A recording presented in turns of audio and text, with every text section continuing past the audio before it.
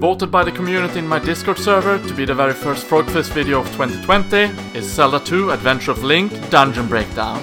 So let's grab a hammer and start breaking down the dungeons one by one. Piranha Palace. Zelda 2 throws away the word dungeon and instead replaces it with palace. The first dungeon is known as Piranha Palace and lies in the desert by the same name. Piranha Palace being the first dungeon also means it's the easiest and will teach you the most basics ins and outs of the game. Every dungeon has you start at the outside entrance, in which you make it for an elevator that leads down into the dungeon. Piranha Palace is grey in design. As you enter the dungeon, you meet up with a locked door if you head right, so your first mission is to head to the furthest left for the first key. After you grab the key, head back right and through the locked door. Keep going, and once you are met with an elevator going down, your best bet is to ignore it for now, as you need a key before going down there. Instead, move on to the elevator to the furthest right. If you keep going right instead of using the elevator, you will get a fairy. Otherwise, use the elevator to go up for 2 keys. Now you can go back to the previous lift and use it to go down and cross the lava lake on the bridge that disappears when you step on it, in order to get to the treasure room where the dungeon item is located. In order to get to the boss, you use the furthest elevator to the right and go down it and follow the set of rooms until you reach the boss room. Once the gem has been placed and the dungeon item has been found, the palace will no longer be accessible on the save file, so don't worry about missing the item in your first run through. The overall level design is fairly easy and suits well for a first dungeon. Now for the foes you encounter. You will most likely have the most struggles against the orange iron knuckles, as they can block your attacks going high or low. Otherwise, the Gooma can be hard to reach because of their projectiles being thrown fast in an arc, making it hard to close in and hit them. The stall foes also teaches you about the enemies possessing weaknesses and weak spots in order to hurt them, so the dungeon teaches you some basic combat controls. Medora Palace. Medora Palace is the game's second palace and is located in the Medora Swamp. You have 2 options when it comes to tackling this dungeon. You can either go for it right away after entering this part of the map, or you can go for it after you've cleared out Death Mountain. Personally, I don't think it matters all that much, because casually I find Medora Palace to be the easiest out of all palaces. This is the first palace where you can hit the Iron Knuckle statue at the beginning to give you a red magic refill. Medora Palace is turquoise with small rock structures together. Anyhow, as you go down by the elevator, you are treated by 3 ways to continue, but your best bet is to head down to floor 2, and the furthest left for a key, and the 3rd floor to the furthest right for another key. Be aware of the blue stall foes on the ways to the key on the 2nd floor and the 2 Goomas on the 3rd floor.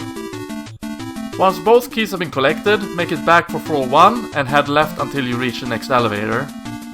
Your biggest adversary on the way there is the lava you have to jump over, while blood drops from the ceiling drops down.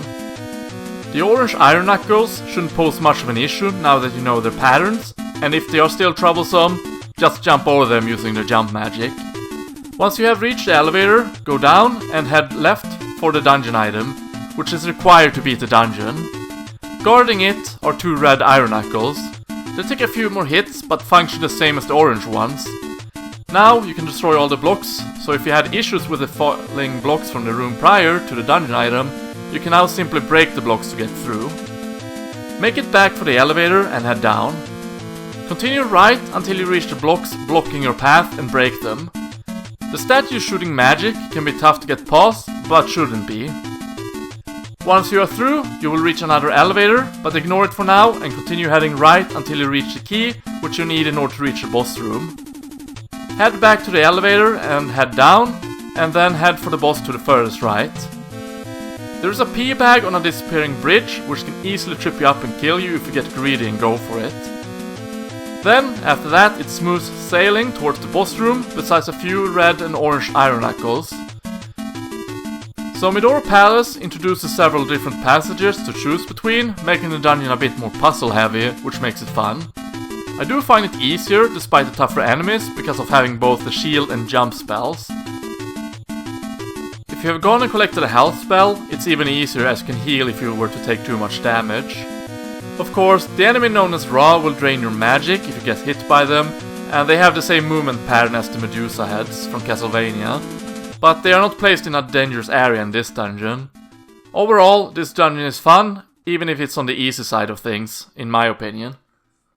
Island Palace. Island Palace is another difficulty spike from Death Mountain. It also got its name for being on an island. It's also shown by its aggressive crimson red. This dungeon rocks. This dungeon starts pretty straightforward with only one way to go, but trust me, that will eventually change. The first room introduces two new enemies. The Doom Knocker, who throw clubs straight forward that comes back the same way they were thrown, as well as the blue Parutamu, which can jump strike at you. It's basically a stronger version of the Stalfos Knights. Continue heading right until you reach the first key under the blocks. You must have the jump strike in order to reach it.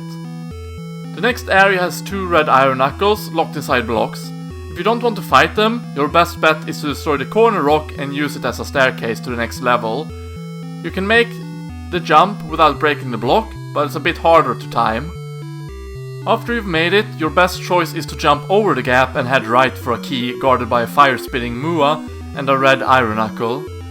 If you were to fall down, you have to fight the red Paratamu and jump up to the right. It's doable with enough speed and momentum, but the easiest way to get up is with the jump spell. Once you've collected a key, head down the elevator and head right and traverse the pits of lava. My recommendation is to use the jump spell here to easily clear the lava jumps. Wait for all the bot slimes to jump down into the lava to prevent them from knocking you down.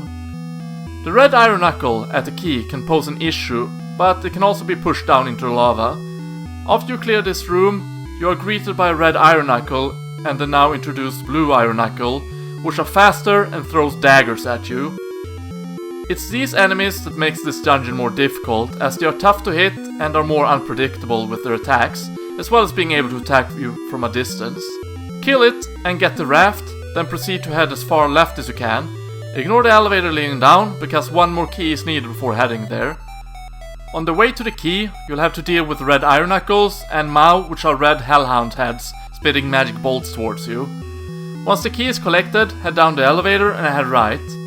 The first room is fairly easy if you can dodge the Doom Knocker's hammer's throws, but the next room is a mini-maze which can be tough to get through thanks to blue iron knuckles hurting you through the walls.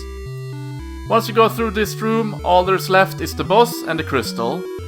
The Island Palace is a bit more complex in its design, having you backtrack as well as heading towards specific locations. It's also a bit more combat heavy with all the new stronger enemies that can trip up a new player, just as much as it can trip up a seasoned player. While I don't think this dungeon is particularly fun, I do think it gives you a proper challenge and encourages you to experiment with the shield and jump spells. Maze Palace. Maze Palace is located on Maze Island, hence the name Maze Palace. The dungeon itself is purple and has a somewhat maze-like structure to it.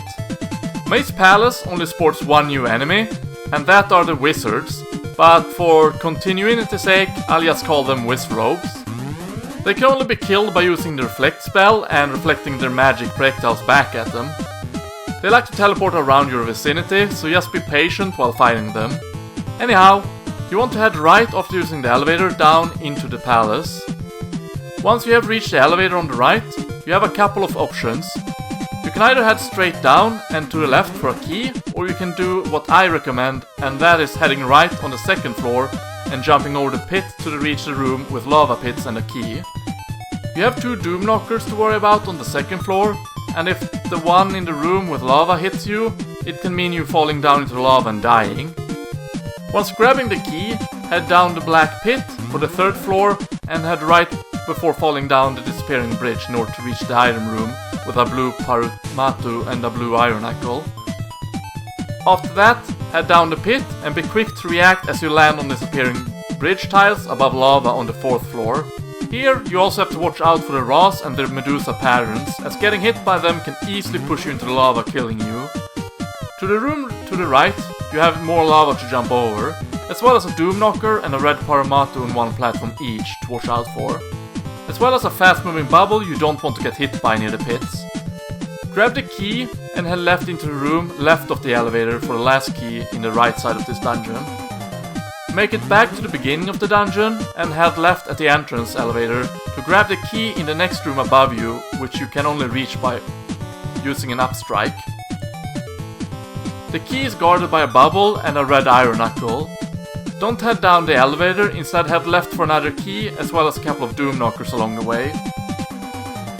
Once the key is collected, make it back for the elevator and head right for yet another room with lava, and a key to the furthest right. Here you have rats flying around which can easily knock you down into lava. Collect the key and head back to the locked door on the left of the elevator. Once in the next room, you have to be quick on your feet as you move on yet another disappearing bridge over lava with some easily missable Mew you should kill with a jump strike.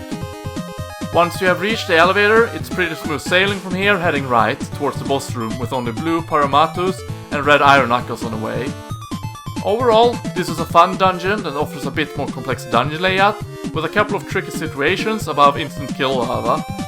This dungeon introduces the gaming of falling from floor to floor, which are interesting, and while it does have some tricky enemy placements, it's fairly lenient on having strong enemies as compensation. It's a fun dungeon to go through. Palace on the Sea. This dungeon is found on an island in the middle of the sea, hence the name Palace on the Sea. This dungeon is all green, and it's the first dungeon that has plenty of dead ends, where you gain more on not exploring the entire dungeon, unless you are in need of more experience to level up your stats.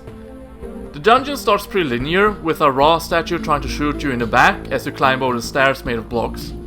Your next roadblock is a pit you can only get up by using the fairy spell, so don't get hit by the magic draining bubbles before the pit. You have to re-enter this room in order to grab the key on top though. Next up is a disappearing bridge over lava with Ross flying towards you, so getting hit can and is likely to push you into lava, killing you, if you aren't careful enough. Next up are rock pillars that have two red iron knuckles in between them, and at the end of the room is the locked door and an elevator. Once you're down the elevator, head left, because right only leads to a dead end. To the left, you'll encounter Magos, which are fire-throwing mages that appear and disappear, which can be tricky to hit. The next room on the left has a key and a fairy Moa, so let all the blocks fall and build a tunnel up to the key for the safest way to get the key. Next, it's smooth sailing to the next elevator with 3 orange iron knuckles and another fairy Moa blocking away, and a Ra statue that can drop a full magic refill. Once down the elevator, you can head right for another dead end that gives you an idea how to reach a key you can see on the right side of the wall.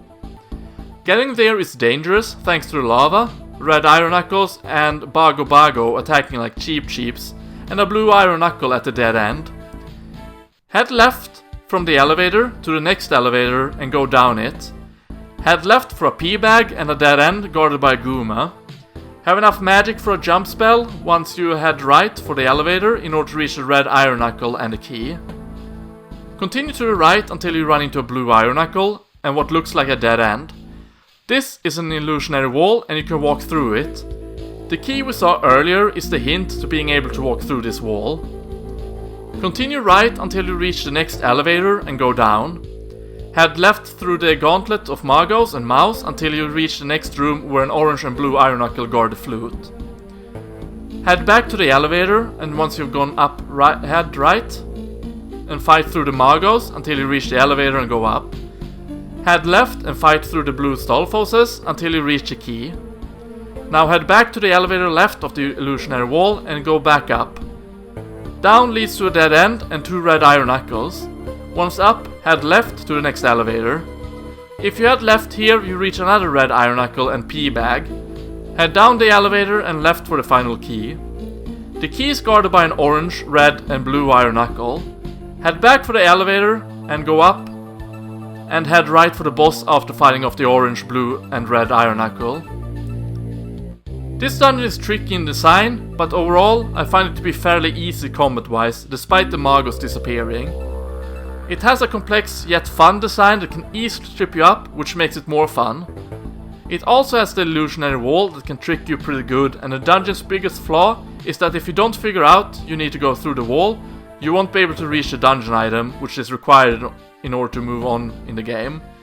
I think the dungeon is generally fun though, and one of my favorites. Threeeyed Rock Palace. So at this point you should have maxed out all your levels, or at the very least only have one level up left. The reason why this dungeon is called the Threeeyed Rock Palace is because it's located near the three rocks. It is hidden beneath the desert sand, however, and you need to play the flute in the middle of the rock formation in order for the palace to rise up from the sand. Now that's something I would like to see in more modern Zelda games. Once you enter the palace, it's all pink bricks, but the color is quite suitable for the eyes in my opinion. This dungeon, like the Palace on the Sea, is full of dead ends, which are all pointless if you're at max level, unless you're going to use the extra EXP for health or magic refills in the dungeon by leveling up extra times. I do recommend skipping as many dead ends as possible though, as this is a pretty tough dungeon. Since you should have the magic key here, there are no keys to be found in this dungeon, so head straight down the elevator from the entrance to the lowest floor it takes you. Head straight right, fighting through the Wizrobes, Doom Knockers and Blue Iron Knuckle until you reach two holes.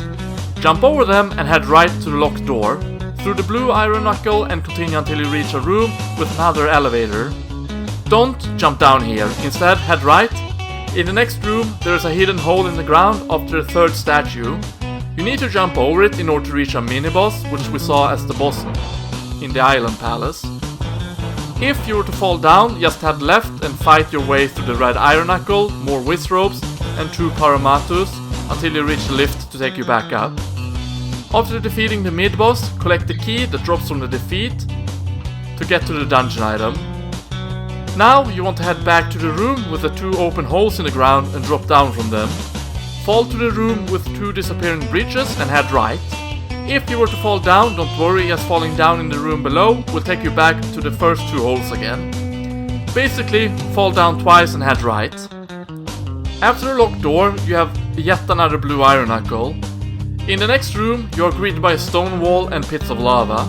Use the jump spell here to more easily cross the gaps. There will be flying Ras and Mius on the ground here.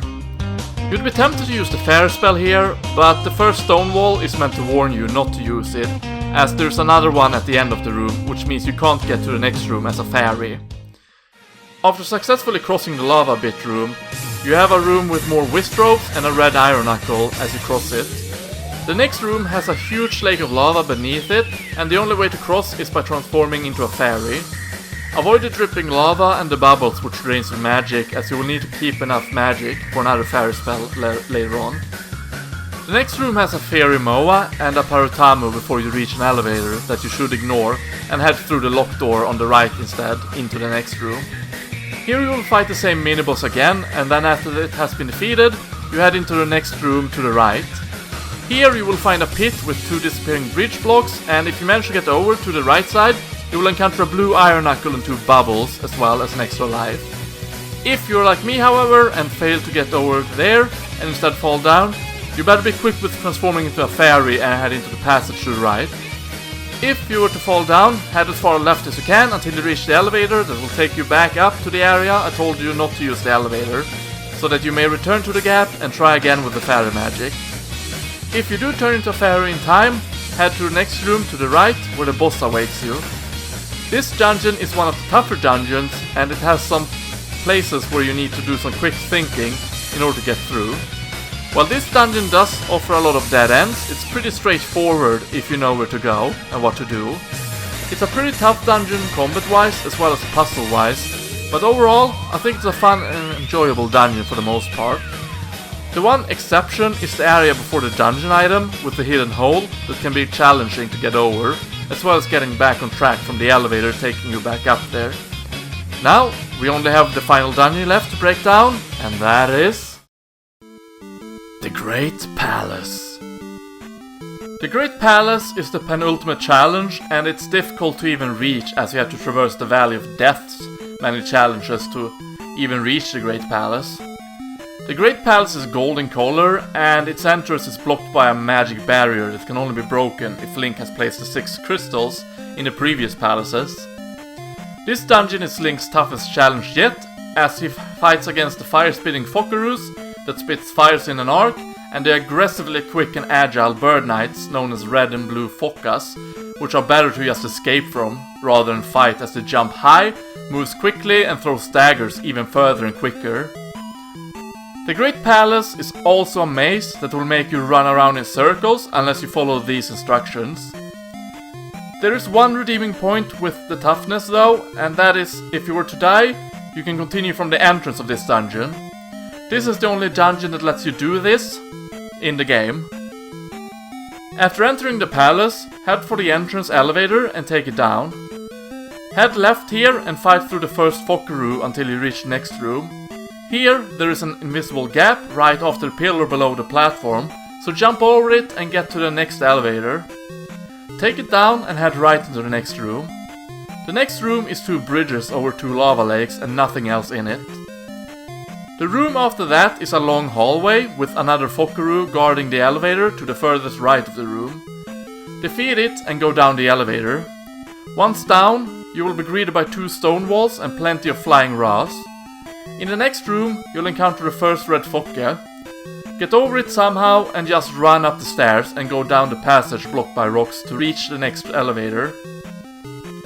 Once down, there's a hidden wall on the left which you can go through in order to get the magic jar from the Focka statue if you need more magic.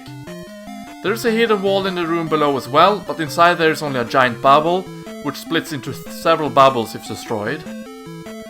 Head down again and this time head right, not left like I did like a complete buffoon, because that will lead you on a wild goose chase and trip you up. Destroy the third Fockeroo and head into the next room that has flying Ras and 2 red Honoroos guarding the next elevator you are supposed to head down from. There is also a magic jar in the statue before the elevator if you need a magic refill. Once down the elevator, use shield and jump and get as far up as you can. Kill the first slime if necessary, but go through the rock formation as high up as you can to avoid the blue Focka's daggers. Jump over it and run to the next stone structure and enter it as high as possible. This is where the jump spell helps, because if you go through high enough, the blue Focka won't bother you by following after you. Once you've entered the next room, you have a disappearing bridge and another Honoroo on the bridge trying to trip you up. Once through, you will find a small hole and a bubble lurking under it, alongside lava.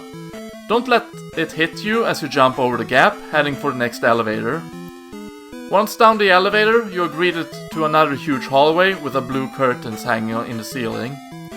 This room has a giant bubble and yet another Fockeroo for you to defeat. In the next room, you will encounter a blue Focka and another giant bubble, and just like the room with the red Focka, try getting over it and get down below the area blocked by rocks and take the elevator down. This next room also has a hidden wall if you need another magic refill, otherwise go down. Here you can head left and jump over all the lava pits to reach an extra life, and you can also head right to grab a fairy to refill your health. But be careful so that you don't fall down into the lava and die when you go for the fairy. Head down from the elevator and head left this time. Kill the last Fockeroo and break the blocks in the next room to fall down into a hidden hole. Down in the next room, head right and kill the enemy known as Boss Bot, which will shatter into several bots upon defeat.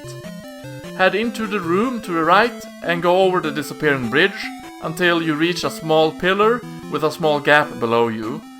Fall down into the hole or onto the pillars and jump down the hole. Down in the next room, you can go and get 2 magic refills or 1 or 2 red Fockas if you are unlucky on the left, or head for the boss room on the right. Once the boss has been defeated, your final challenge awaits, and that's the end of this dungeon. If you manage to defeat the Great Palace, all I can say is congratulations and well done, because this is one of the series' most challenging dungeons, both in the puzzle aspect on where to go, as well as the combat. But despite that, I absolutely love it for the very same reason. While the Fockas are annoying as all hell and not worth fighting, they make for a thrilling escape as you flee from them.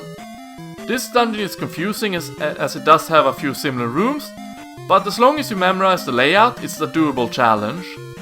Or you can pull up a map online these days if you don't want to remember the layout. But know that even the map layout is rather confusing. While this is one of my favorite dungeons in this game, it's not one of the series' best in my opinion, but one of the more memorable ones, especially in the 2D games.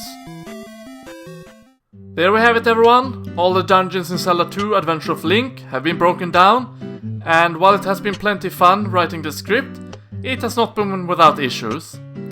As the beginning was struck with plenty of writer's block, and the end was halted due to a lack of motivation to sit down and write the script. I hope you all have enjoyed this video, and at the very least felt like it was worth the wait. Thank you yet again everyone, part of my Discord community that took their time to vote for this video to be the first one on the FrogFace channel this year. And I hope both old and new fans will continue to enjoy my content as it comes out. Take care everyone, and have a nice day.